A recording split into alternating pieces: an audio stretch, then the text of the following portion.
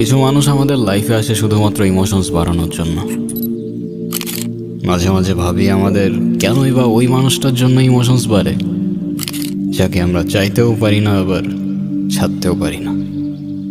Emotions সালা মারাত্মক dangerous. বয়সটা কুড়ির কাটা আর ঘড়িটা ঘন্টার কাটা সারাদিন পার করতে থাকলেও মন আমার সারাদিন ঘুড়ির মতো এদিক ওদিক দৌড়াদৌড়ি করত।